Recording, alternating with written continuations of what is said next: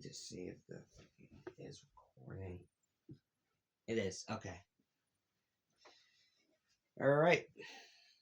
Remastered version of the Spider-Man 3 editor cut movie. Alright, so this is a remastered version of Spider-Man 3 the editor cut because I felt like I kind of did like a terrible job, so I'm gonna upload these because I also did a remaking review of MTV Spider-Man. Hope you guys like that when I upload that one first before I do this one. But Sam Raimi's Spider-Man 3, technically the final installment of the Sam Raimi Spider-Man trilogies, came out in 2007. Now, this movie introduces me to the Black Suit Spider-Man and Venom first before I eventually saw him in the 90s cartoon and Spectacular. Because I had no knowledge of Spider-Man having a different costume. I was only familiar with him with the red and blue suit. So, yeah. Plus, I didn't realize that the alien costume would make Peter more aggressive. But I now know this now. Because all the comics my dad had were just showing Peter past that point, plus also of him just wearing the iconic red and blue. But, yeah.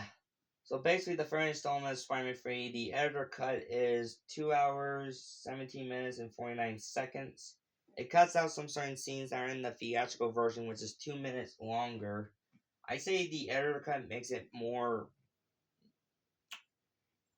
How should I say this? I guess like this is a more watchable version compared to the 2 hours, 19 minutes, and maybe 50 seconds, or it could be less than that. Let me know in the comments.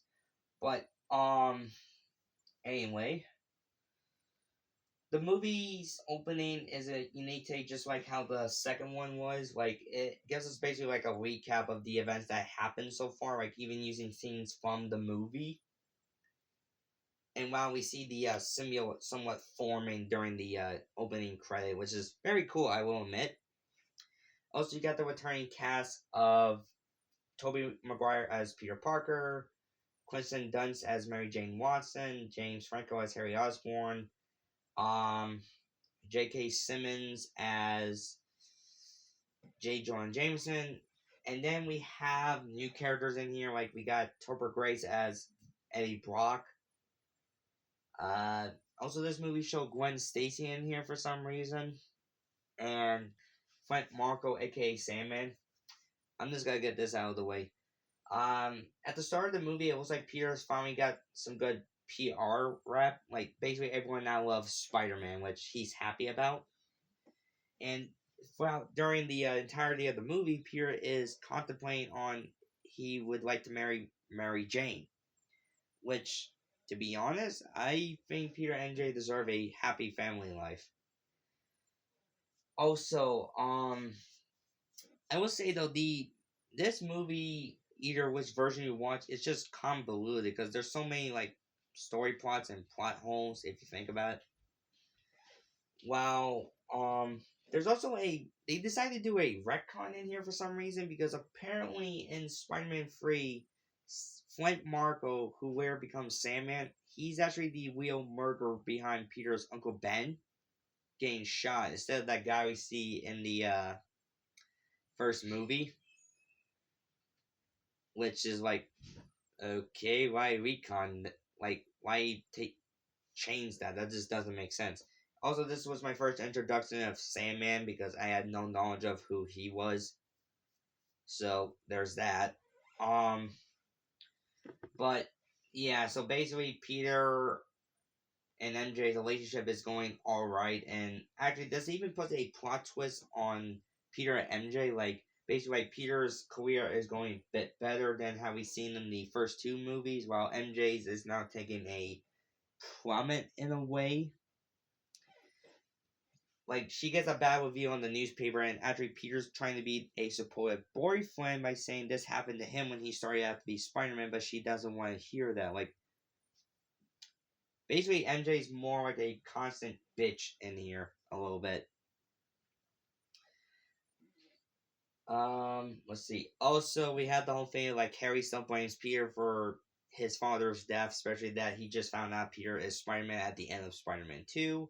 And plus, he just found out that his dad is the Green Goblin, so Harry's not in the best mindset. He actually takes the Goblin serum himself, but it was like an improved version because he's not as crazy as Norman. Plus, he's using new tech that's based around the Goblin, but a better way. And there's a big fight between him and Peter, and this is like Peter fighting without his Spider-Man suit. So like Peter's right out of the fucking opening, and I'm honestly surprised no one sees this. But the fight was crazy awesome. But at the end, Peter does defeat Harry, but he kind of uh, basically he leaves a web line open between him and a wall, and Harry just hits it and then bumps his head so hard he got amnesia. Of course, Peter brings him to the hospital because he thought he might have killed his best friend. But Harry's memory loss then is like after his father's death. Like he doesn't remember who Peter is Spider Man. He just remembers Peter is his best friend, and Peter's happy to have his friend back. Let's see. Uh, there's a big accident scene in New York which Peter does handle, which he saves Gwen Stacy from her infamous fall death, which is kind of funny. That has nothing to do with Green Goblin. And that's our first introduction to Eddie Brock because he's right next to Gwen's father, who, for some reason, after spying her, he just announced to the father that I'm dating your daughter, which actually that's not how it happened at all. If you read the Spider-Man 3 book novel, Gwen just, for some reason, in the book novel, give Eddie a kiss, and that made Eddie think that they were officially dating, even though it was just being polite. Her being polite, I should say. But, yeah, so Spider-Man saves her. He tells Spidey that he's the new photographer of the Daily Bugle. And of course, Peter does not like that because, especially that he's been doing it for a while now. And Jameson's even offering a staff job. And he says whoever gets the best photo of Spider-Man, it would either go to either Eddie or Peter. And Peter was wondering, like, why didn't I get it? I've been working here for years. Even Robbie was supporting Peter, like, yeah, Pete's been with us for a while. Why not give him the staff job? But yeah. Let's see here. We also have let's see. We also find out Sandman is just stealing money to help his sick daughter because this version of Sandman has a family, or did. His wife left him, but he still wants to help his daughter so she doesn't die. She has a rare blood disease, I believe. But yeah. After his first encounter with Sandman, after the giving Spider-Man to the key of the city, Peter was a little bit outclassed a little bit because he actually punched Sandman like through the stomach, and of course he's never fought a villain like that before, so he had a little trouble. Also, before Sandman appeared during the give Spider-Man the key of the city, people were like pressuring Gwen to like kiss Spidey, and Peter just let his ego get the better of him by saying, "Go ahead, let one on me." And the sad part is, while MJ saw this, it's like recreating the first kiss between Peter and MJ after Peter saved MJ's life from those muggers in the first movie, upside down kiss. So yeah, I will admit Peter's being a bit cocky-ish before he got the symbiote. And of course, now finding out that he chased after the wrong guy that killed his uncle, Peter's now constantly listening to his police radio scanner to see if there's anything related to Sandman so he can go after him for revenge. But of course, Peter falls asleep, and the symbiote makes its now final move to move towards Peter while he's asleep. So yeah, we get a bit of introduction of Black Suit Spider-Man and how it enhances Peter during the Sandman fight. Like, you can tell Peter is fully locked in to just end this motherfucker. The train fight scene is so goddamn cool. And I thought it was weird, though, the way Peter said, "good riddance." Like, that was deep, and like, he doesn't mind killing now. I should say this. In the editor cut, like halfway through the movie is for pretty much basically the same like the theatrical version. You don't notice the changes until at the very end.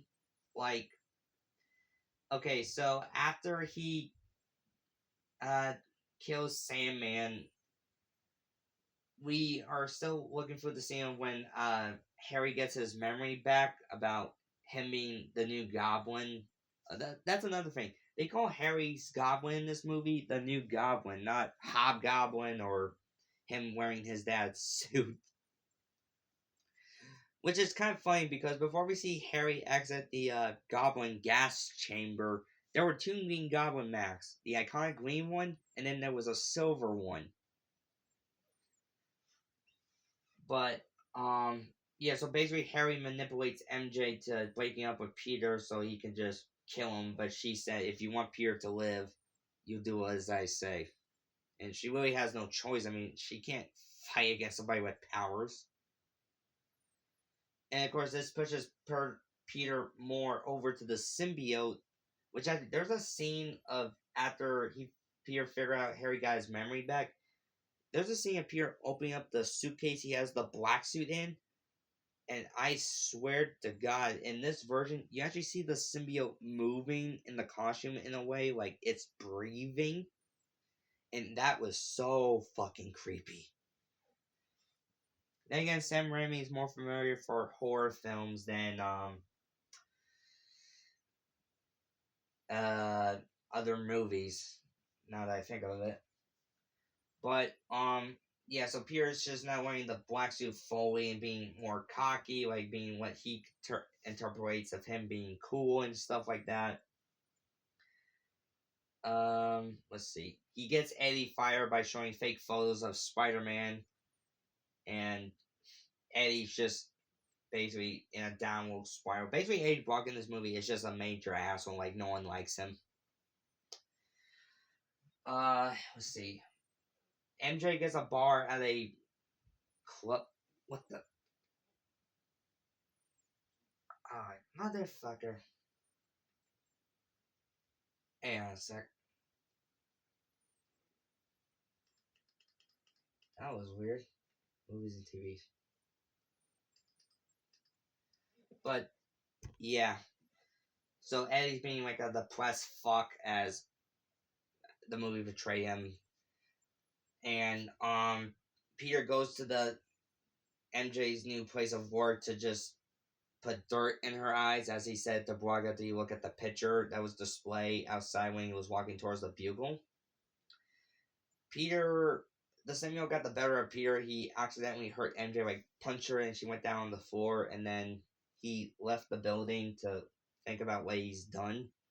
Then we see an iconic shot of him on top of the church, and he's thinking about getting rid of the symbiote. And of course, it's not giving out without a fight. So it basically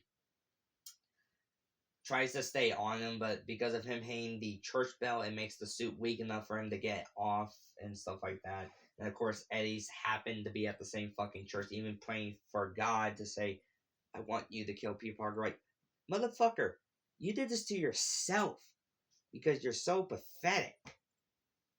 But of course, Eddie gets the symbiote, and now he is basically Venom. Skinny ass cracker one. Everyone hates the movie interpretation of Venom, but they don't mind the video game version because it's almost comic book accurate, like Venom being like a beef person, while Eddie is skinny as hell. But Venom poses the idea of teaming up with Flint to stop Spider-Man, which it makes sense because Spider-Man can't stop two villains on his own, because Venom will have the huge advantages over Peter because of not tingling his spider sense, but Sandman could still trigger it. But basically, Peter almost dies, but Harry, finally convinced that he was wrong, he goes to help save his friends. What's sad though is Harry dies similar way to his father by getting impaled by his glider. Like, he jumps in to take the final blow that was meant for Peter to save him. At the end of the movie, Venom does die. Sandman gets let go, even Peter saying he finally forgives him.